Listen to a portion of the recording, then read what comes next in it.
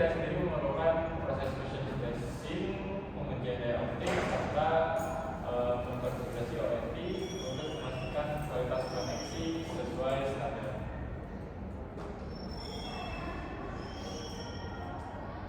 Oke, untuk tujuan praktikum, praktikum ini bertujuan untuk memahami tahapan penyambungan fiber optik menggunakan teknik fusion splicing, meliputi pengupasan, pembersihan, dan pemotongan secara optik.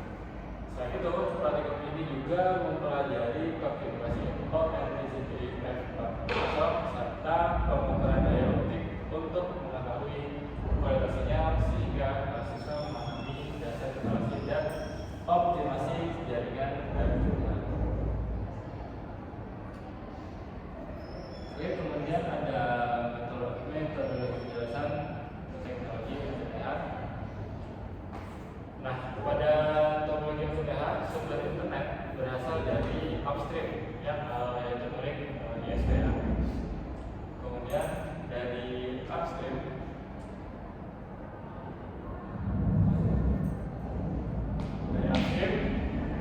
sinyal masuk ke OLT, yaitu perangkat pusat yang menerima, mengatur, dan mengirim sinyal ke jaringan pelanggan. Nah, kemudian sinyal diteruskan ke kondisi, yaitu tempat pembagian dan distribusi jalur fiber ke beberapa alat. Nah, setelah itu sinyal masuk ke OLT di rumah pelanggan yang mengubah sinyal optik menjadi internet yang dapat digunakan melalui wifi maupun kebutuhan. Kemudian di sini ada alat dan bahan ya. Yang pertama ada fusion splicer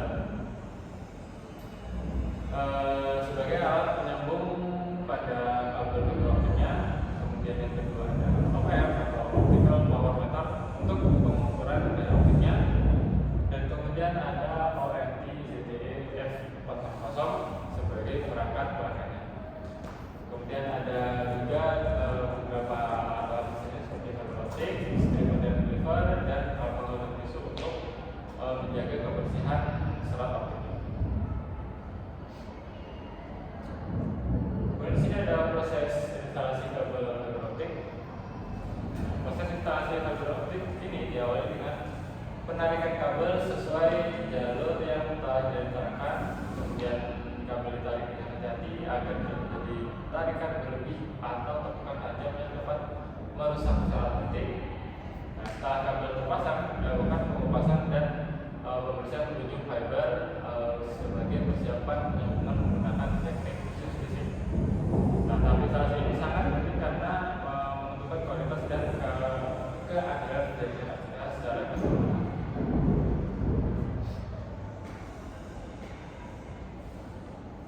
Nah, di sini ada pengukuran optical power meter ya, atau OPM. Pengukuran daya dilakukan menggunakan optical power meter atau pada panjang gelombang standar FTTH.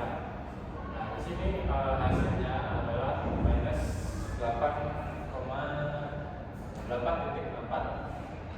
dBm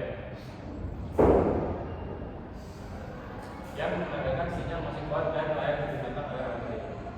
Nah, semakin mendekati 0, maka kualitas sinyal semakin baik. Nah, pengukuran ini memastikan jaringan fiber bekerja dengan benar dan stabil.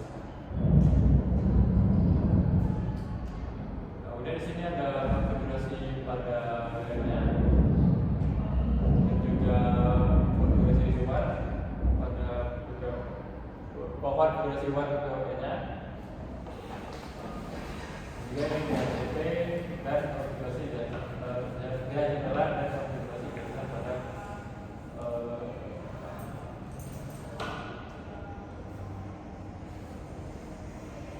IP sesuai internet.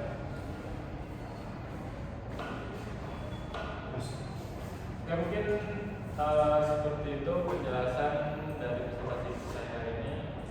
Apakah dari audiens ada yang ingin ditanyakan? Oke, dari presentasi ini sebelumnya kita bisa ada suara ya. Di sini saya ingin bertanya, jadi apa fungsi utama ONT daripada jaringan FTTH ini?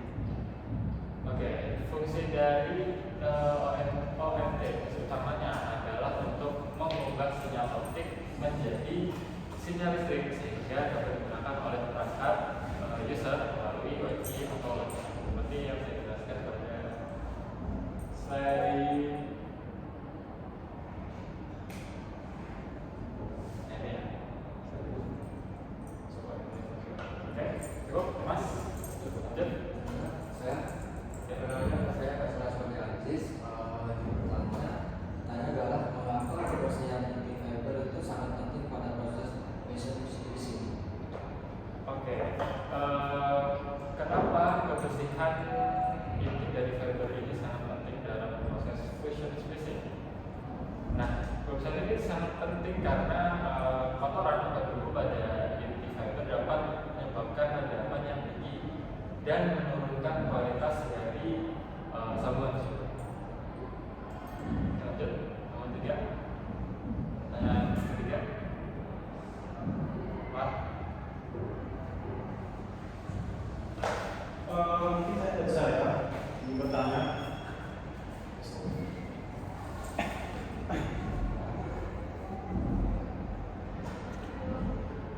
Bertanya itu saudara-saudara.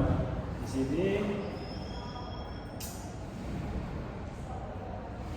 apa ya? Jadi kan sebenarnya tadi ada nilai sedikit nilai yang nah itu. Jadi pada nilai itu tuh itu kan ada nilai BM. Jadi apa sih dan arti dari nilai DBM itu pada hasil OPM ini? Jadi apa itu artinya? Biar kita bisa lebih detail gitu. Baik, sini saya menjawab. Arti dari nilai DBM ini yaitu pada minus 8,64. Nah, nilai tersebut menunjukkan daya sinar optik yang masih kuat dan berada pada batas normal, sehingga jaringan ini masih layak untuk digunakan. Jadi semakin mendekati 0 itu semakin baik. Oke, mungkin cukup. Iya, cukup. Terima kasih ya. Oke, cukup pada